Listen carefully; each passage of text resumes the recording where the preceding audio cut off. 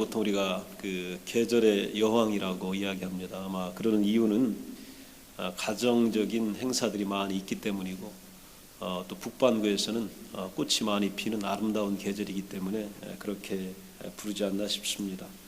그러나 저희 그 교회에서는 이 절기적으로 굉장히 중요한 한 달입니다. 왜냐하면 이 성령 강림 주일이 바로 5월 달에 있기 때문이에요. 그리고 성령의 역사는 교회를 만드는 원동력이 됐기 때문입니다. 오순절날 임한 성령 강림은 특별히 교회 가운데는 특별합니다. 6월절 후 50일째 되던 해 마가의 다락방에 임한 이 성령 강림의 역사가 바로 그 초대교회부터 지금까지 이 교회를 이끄는 놀라운 능력이 돼서 우리에게 연결되고 있습니다. 이 오순절날 성령이 급하고 강하게 제자들에게 임하게 됩니다. 이 사건은 그동안에 한 번도 경험하지 못했던 초유의 일입니다. 성령이 구약 시대에도 임했고 또 예수님 시대에도 그 전에도 늘 임하셨지만 오순절 성령은 좀 특별합니다. 그래서 제자들이 아주 어마어마한 경험을 하게 되고 이것을 배경으로 교회를 탄생시킵니다. 그리고 교회 가운데서 그들이 전도하게 되고 또한 선교하게 되고 순교도 또한 마다하지 않는 귀한 사명을 잘 감당하게 됩니다. 자, 이 예수님께서 승천하시고 이 오순절날 성령이 임하기 직전 그 순간입니다. 이 순간이 굉장히 중요한 순간입니다. 이때에 예수님의 그 말씀을 붙잡고 제자들이 어떤 일을 했는지, 셋째 주가 저희 성령 강림 주일입니다. 이 성령의 약속을 우리가 바라보면서 어떤 일을 해야 되는지 우리가 성경을 통해서 알게 됩니다. 제자들은 그 기간에 무엇을 했을까, 또 어디에 있었을까, 또 누구와 함께 있었을까가 굉장히 궁금합니다. 그래서 이것을 우리가 한번 살펴봐야 합니다. 왜냐하면 우리도 성령을 체험해야 되고 또 이 오순절 성령 체험으로 우리가 능력을 받아야 합니다. 그리고 하나님의 교회를 일으켜 세우는 역사를 만들어 나가야 하기 때문입니다. 예수님이 승천하시고 제자들은 마지막 남기신 말씀을 가슴에 새깁니다. 이게 바로 뭐냐면 올라가시면서 제자들에게 최후에 부탁하셨던 말씀, 그것을 지금 행하고 있습니다. 예수님께서 분부하신 첫 번째 내용이 뭐냐면 4절에 나와 있습니다. 예루살렘을 떠나지 말아라 하는 것이고 아버지께서 약속하신 것을 기다려라 하는 것입니다. 예루살렘을 떠나지 말고 나에게서 들은 것, 이게 바로 아버지가 약속한 겁니다. 내게서 들은 것을, 그 약속을 기다려라, 이렇게 예수님이 첫 번째로 분부를 하십니다. 참 또 질문이 들어요. 왜 예루살렘인가? 왜 성경은 그렇게 예루살렘을 주목하는 건지, 왜 예수님은 예루살렘을 떠나지 말라고 그렇게 당부하시느냐? 하나님이 이스라엘 공동체 선민들을 불러 세우실 때에 아브라함을 제일 먼저 부르시게 됩니다. 땅과 이 자녀의 축복을 하나님께서 언약을 하셔요. 그리고 아브라함도 이 약속을 신뢰하게 됩니다. 75세에 아브라함이 하나님의 부르심을 받고 떠나잖아요. 얼마나 어려운 길입니까? 이 가족, 또 이 친척, 이 고향, 여기를 떠나요. 이 아버지를 떠나게 됩니다. 떠나게 돼서 75세에 떠나서 100세의 아들을 얻게 되죠.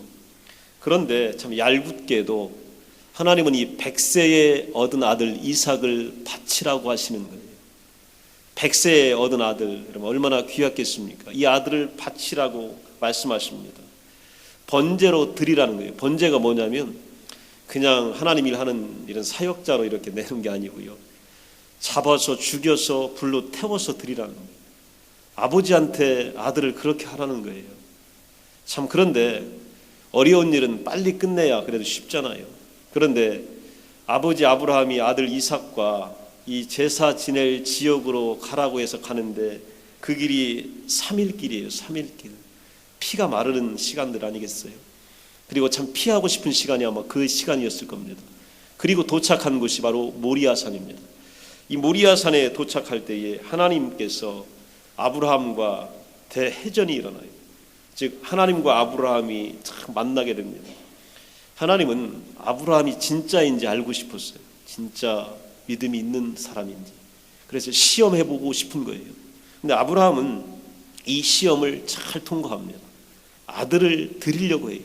칼로 아들을 내치려고 합니다. 그리고 하나님의 말씀에 순종하게 됩니다. 하나님은 이 믿음을 보신 거예요. 그리고 나서 아브라함을 인정하시게 됩니다. 여기가 어디냐면 모리아산입니다. 이 모리아산이 바로 예루살렘입니다. 창세기 22장 14절에 보면 그 땅 이름을 여호와 이레다 이렇게 정하게 됩니다. 여호와의 산에서 준비되었다라고 하는 뜻이에요. 즉 아브라함 때부터 하나님이 준비한 지역, 준비한 산, 거기가 예루살렘입니다. 거기가 모리아산입니다. 사무엘하 5장 7절에 보면 이 예루살렘을 구체적으로 어떻게 차지하냐면 다윗이 여부수 사람에게서 가서 빼앗아 성을 쌓고 도읍을 정하고 거기에 법궤를 모셔옵니다. 이 모셔온 땅이 바로 다윗성 시온성 예루살렘입니다. 그리고 나서 5장 10절에 보면 성경은 만군의 하나님 여호와께서 함께 계시니 다윗이 점점 강성하여 가니라. 예루살렘에서 다윗이 축복을 경험하게 됩니다. 예루살렘에서 다윗이 형통을 경험하게 됩니다. 왕권의 위대함을 누리게 됩니다. 그리고 하나님의 은혜가 무엇인지를 그는 마음껏 만끽하게 됩니다. 영적으로 승리하고 하나님과 교감했던 땅이 예루살렘입니다. 이 땅에서 하나님의 놀라운 은혜를 경험하며 또 이 땅에서 승전가를 울렸던 지역이 바로 예루살렘입니다. 그래서 하나님은, 예수님은 이 예루살렘을 말씀하여 주고 계신 것입니다. 또 솔로몬이 하나님의 성전을 건축하게 됩니다. 아름다운 성전이고 또 하나님이 굉장히 기뻐하셨던 성전입니다. 이 성전을 어디다 건축하냐면 역대하 3장 1절에 보면 솔로몬이 예루살렘 모리아산에 여호와의 전 건축하기를 시작했더라. 즉 아브라함이 이삭을 드리려 했던 그 장소, 다윗에게 하나님의 승리를 가져다 주었던 그 장소, 거기다가 하나님의 성전을 건축하기를 시작했더라. 성경은 그렇게 말합니다. 또 5장에 보면 여호와의 영광이 하나님의 전에 가득함이었더라. 즉 하나님의 영광이 그 땅 가운데, 그 성전 가운데 막 차고 넘칩니다. 여기가 어디냐면 이 땅에서 유일하게 바로 예루살렘입니다. 예수님이 십자가에서 죽임당한 곳, 거기가 바로 예루살렘이고 예수님이 죽음의 권세를 이기고 부활하신 곳이 바로 예루살렘입니다. 그리고 예수님께서 제자들이, 사람들이 보는 앞에서 승천했던 그 지역이 바로 예루살렘 감람산 지역입니다. 그리고 예수님께서 다시 이 땅에 오실 지역도요, 틀림없이 예루살렘이 될 것입니다. 학자들과 많은 목회자들은 여기에 동의합니다. 바로 그곳에 오시게 될 것입니다. 그렇기 때문에 우리 예수님은요, 떠나지 말라고 하는 것입니다. 기다리라고 하는 것입니다. 우리가 인생의 도전을 만나게 되면, 어려움을 만나게 되면 때로는요, 주께서 우리에게 허락하신 땅과 지역과 장소를 떠나고 싶을 때가 있습니다. 잘못 떠났다가 위험을 만나게 되고 실패를 경험하고 고통을 맛본 경우들이 참 많이 있습니다. 아브라함도 마찬가지입니다. 우리 신앙의 원조적 믿음의 사람이지만 기근이 심할 때 어떤 생각을 했냐면 애굽으로 떠납니다. 이게 바로 잘못 떠난 거예요. 하나님께서 정해주신 땅에서 힘들다고 떠나버립니다. 떠나니까 어떤 일을 하게 되냐면 아내를 누이로 속이는 큰 실수를 범하게 됩니다. 이것이 바로 떠날 때 생기는 문제입니다. 룻기에 보게 되면요, 나홈이라고 하는 여인이 나와요. 나홈이라고 하는 여인에게는 남편이 있고 두 아들이 있습니다. 그런데 바로 예루살렘 그 지역, 바로 베들레헴 지역에 흉년이 들었다고 성경은 말하고 있습니다. 그러자 남편과 아이를 데리고요, 다른 땅으로 떠나게 됩니다. 모압 지역으로 떠나게 됩니다. 그리고 가서 모압 땅에서 어떤 일을 겪었냐면 남편 죽고 아들 다 죽고 또 모든 재산을 잃고 다시 베들레헴으로 돌아오게 됩니다. 하나님께서 우리에게 축복의 땅으로 약속하신 것, 우리는 어떤 일이 있어도 지켜내야 합니다. 기근이 와도, 때로는 흉년이 들어도, 때로는 먹을 것이 없어도 거기가 축복의 지역입니다. 하나님이 떠나지 말라고 했으면 거기서 지켜내야 합니다. 그래서 오늘 제자들에게요, 예루살렘을 떠나지 말라고 당부한 이유는 그 예루살렘이 제일 무서운 지역이기 때문에 그래요. 제일 힘든 지역이기 때문에 그렇습니다. 지금도 위협받는 지역이기 때문에 오늘 떠나지 말라고 그렇게 말씀하신 겁니다. 이 명령을 순종하여 이 예루살렘에 모여 있습니다. 오늘 성경에 보면 거의 모인 사람들이 나와요. 첫 번째로 11명의 제자가 다 모였습니다. 놀라운 기적입니다. 예수님을 뿔뿔이 떠났던 모든 제자들이 이제 다 모여들었습니다. 이제 다 회복돼 가지고 한 곳에 모여 있습니다. 제자 공동체가 다시 복원된 거예요. 11명의 이름이 성경 거기에 다 나옵니다. 1장에 다 나옵니다. 하나님의 종들이 거기 다 모입니다. 두 번째는 여자들이 거기에 있습니다. 여자들은 어떤 여자들이냐면 예수님에게 충성하고 헌신하고 끝까지 예수님을 지켰던 이 신앙의 절개를 가졌던 여인들이에요. 이 여인들이 거기 모여 있습니다. 이 여인들이 이 제자들을 뒤에서 뒷받침하고 있는 거예요.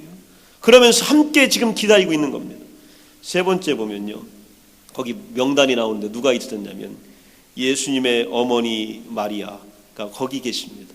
그리고 예수의 아우들, 동생들이 거기 있습니다.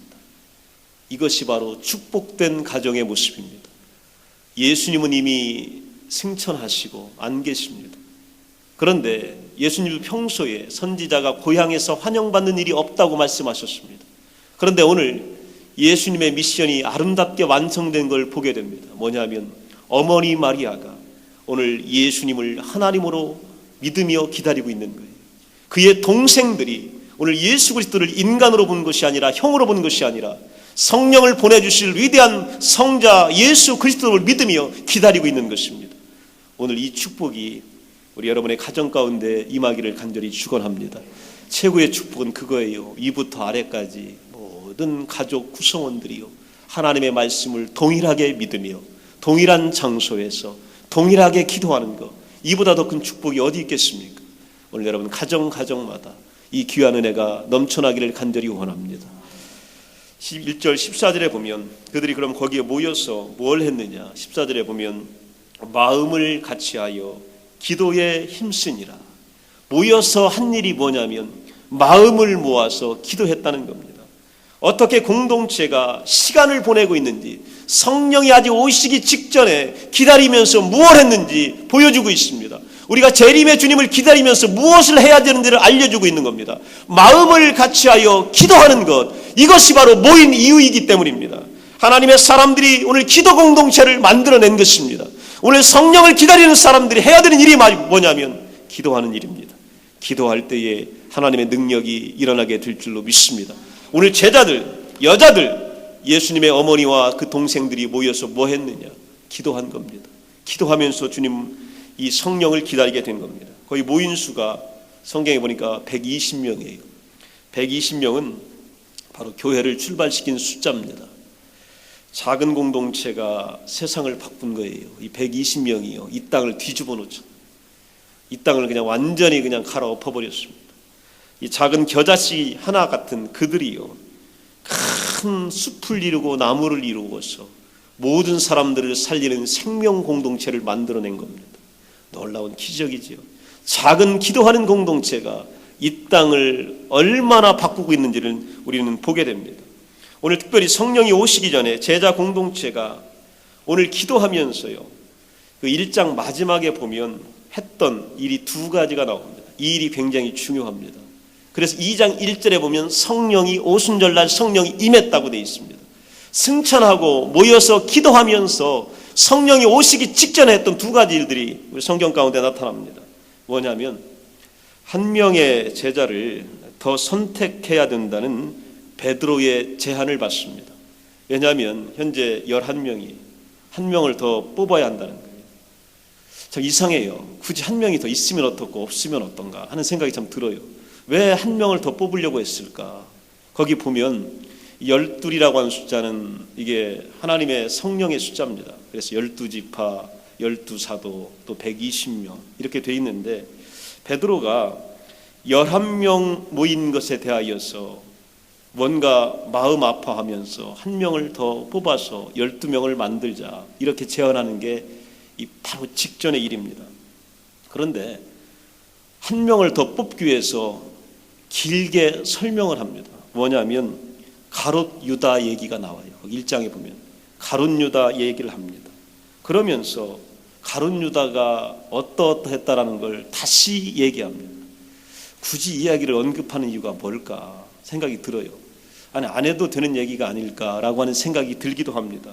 그런데 사도 베드로는 이 이야기를 하는 이유를 몇 가지로 설명을 합니다. 하나는 바로 뭐냐면 이것이 바로 하나님의 예언과 계획 속에서 성경이 응하게 하려고 이 일들이 일어났다라고 하는 걸 말씀합니다. 즉 어떤 일이든지 하나님의 계획 속에서, 섭리 속에서, 경이로움 속에서 이루어진 것이다. 성경은 하나님이 다 이루고 계시다라고 하는 분명한 선포를 하고 있습니다. 그리고 17절에 보면 가룟 유다를 어떻게 평가하냐면 우리 가운데 일원이었다. 우리 12명 가운데 한 명이었다. 그렇게 지금 이야기하는 거예요. 그리고 또 한 가지는 직무의 한 부분을 맡았다. 우리 가운데 중요한 일들을 함께 했던 사람이 바로 유다다. 이렇게 이야기를 하고 있는 겁니다. 그리고 나서 그런데 우리와 함께 했던 사람, 우리 가운데 중요한 임무를 맡았던 사람이 예수를 팔아 넘겼다는 거예요. 은 30세겔에 예수를 팔아 넘겼다라고 이야기합니다. 그 마태복음하고 마가복음을 이렇게 보게 되면요, 이 가룟 유다가 예수님을 팔 때요, 가룟 유다가 했던 말이 있습니다. 이걸 성경학자들은 뭐라고 이야기하냐면 죄인이 했던 가장 나쁜 말이다. 즉 이 worst word of sinner 이렇게 표현을 합니다. 그게 뭐라고 했으면 그렇게 했을까? 가룟 유다가 예수님을 팔면서 했던 마지막 말이 뭐냐면 이 병사들에게 그를 빨리 붙잡아라 이렇게 이야기합니다. 또 다른 성경에 보게 되면 그를 단단히 붙잡아 끌고 가라 이렇게 이야기하는 거예요. 여러분 대조되잖아요. 우리 12명 가운데 하나가, 우리 가운데 중요한 사역을 맡고 있었던 자가 예수님을 팔면서 했던 단어가 바로 뭐냐면 그를 빨리 붙잡아라, 단단히 끌고 가라 이렇게 이야기했다는 하는 것을 상기시켜 줍니다. 그리고 예수님을 팔아넘긴 죄 때문에 유다가 어떤 결과를 이뤘는지를 분명히 이야기합니다. 즉 불의의 싹스로 받은 것으로 밭을 샀지만 그 토지가 자기 것이 되질 못합니다. 이 은 30세겔을요 내 것으로 갖기가 너무 불편하니까 이 성전으로 가지고 가요. 가지고 가서 그냥 거기다 바치려고 합니다. 그랬더니 제사장들이 가룟 유다의 돈을 거절합니다. 이걸 성전에서 받지 않겠다. 곳간에도 은 30세겔을 넣지 않겠다. 거절합니다.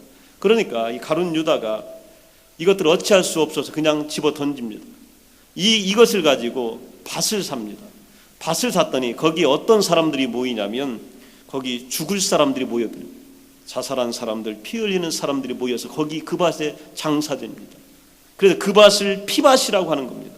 즉 가룟 유다가 우리와 함께 했던 자의 비참한 말로가 이런 것이다. 두 번째는 그의 목숨마저도 부끄럽게 잃게 돼요. 제자들은 영광스럽게 십자가에 매달리는 위대한 능력을 체험하지만 가룟 유다는 어떻게 되냐면 목매아 자살합니다. 이것이 바로 성경에 기록되어 있고 이것을 시편을 인용해서 베드로가 이야기하는 겁니다. 69편 25절에 그들의 거처가 황폐하게 하시며 그들의 장막에 사는 자가 없게 하소서. 시편에 드렸던 이 기도가 그대로 이루어졌다라고 하는 것을 여기 모인 120명에게 분명하게 보여주고 있는 것을 보게 됩니다. 그래서 이 직분을 이제는 다른 사람들이 맡도록 하자라고 하는 제안을 하게 됩니다. 이것이 바로 중요합니다. 왜냐하면 하나님께서 하나님의 사람들을 준비하고 계시기 때문에 그래요. 그리고 나서 선택된 제자의 조건을 제시를 합니다. 뭐냐면 22절에 보면 우리와 함께 다니던 사람, 즉 그리스도와 함께 사역을 보았던 사람, 함께 했던 사람, 요한의 세례부터 승천까지 함께 지켜봤던 사람 가운데 뽑혀야 한다. 두 번째는 우리와 더불어 예수께서 부활하심을 증언할 사람이어야 한다. 오늘 부활의 복음을 증거할 수 있는, 선포할 수 있는 사람이 하나님의 종으로 선택되어야 한다. 이렇게 말하고 있습니다. 그래서 그들이 두 사람을 선택하고 추천합니다. 그 두 사람의 이름이 하나는 요셉이고 하나는 마띠아입니다. 하나님의 사람을 선택하는 방법과 절차가 어떤 것인지를 보여주고 있습니다. 이 절차가 마무리된 이후에 바로 성령이 오십니다. 여러분, 사람을 선택하는 것이 얼마나 중요한지 모릅니다. 이 절차 24절을 보게 되면 그들이 기도하기 시작했다. 성경은 이렇게 이야기합니다. 하나님의 사람들을 선택할 때 우리가 해야 할 일이 바로 뭐냐면 바로 기도하는 일들입니다. 어떤 기도를 했냐? 오늘 모든 사람을 가장 잘 아시는 주여, 이렇게 그분에게 기도한 겁니다. 사람을 가장 잘 아시는 주님께 기도한 것이고, 오늘 누가 주님께 택하신 바 되겠습니까? 즉 당신 눈에 누가 들고 있습니까? 이렇게 그들이 기도하기 시작한 겁니다. 다윗도 솔로몬도 성전을 준비하고 건축한 사람이지만 가장 중요한 준비는 사람을 준비한 겁니다. 다윗이 성전 기술자를 준비한 겁니다. 솔로몬이 성전을 건축할 사람을 키운 겁니다. 그리고 거기서 하나님의 위대한 역사를 이룬 겁니다. 여러분, 사람을 세우는 거 중요합니다. 우리 자녀들을 세우는 거 중요합니다. 어린아이들을 축복하는 거 굉장히 중요합니다. 우리 주님께서 다 알고 계시기 때문이에요. 우리 자녀들이, 우리 다음 세대가 이 마띠와 같은 존재가 되기를 위하여 기도해야 합니다. 하나님이 모든 걸 다 알고 계시고 하나님이 선택하신 위대한 인물들이 되기를 위하여 기도해야 되고, 두 번째는 봉사하는 자를 뽑습니다. 즉 하나님의 사람들, 하나님의 다음 세대는요, 하나님을 위하여 일할 수 있는 사람이어야 합니다. 하나님을 위하여 섬길 수 있는 사람이어야 하고, 세 번째는 사도의 직무를 대신할 자, 누구냐면 유다를 대신할 자입니다. 그럼 유다가 어떤 일을 했냐면, 유다는 버리고 떠난 사람입니다. 그러나 앞으로 뽑힐 사람은 버리지 않고 떠나지 않을 사람이어야 합니다. 하나님의 일들은 어떤 환난과 기근과 흉년이 와도 하나님의 일들을 버리지 않고 떠나지 않을 사람, 이 사람을 뽑는 기준을 삼고 있습니다. 그리고 네 번째는 하나님께서 잘 선택하시어 우리에게 보이실 자를 기다립니다. 이렇게 기도하고 있습니다. 그들은 하나님의 선택을 기다리고 있습니다. 그래서 그들은 최종 선택을 하나님께 맡기고 있습니다. 신앙적인 방법을 최후에 선택합니다. 그리고 기도의 방법을 선택합니다. 둘 중에 하나, 하나님이 선택하여 주시기를 마지막까지 기다리고 있는 것입니다. 그래서 26절에 보면 제비 뽑아 마띠아를 얻으니 그가 11사도의 수에 들어가니라. 마지막 선택은 누가 하셨냐면 하나님이 하신 거예요. 기도한 대로 주님이 하신 겁니다.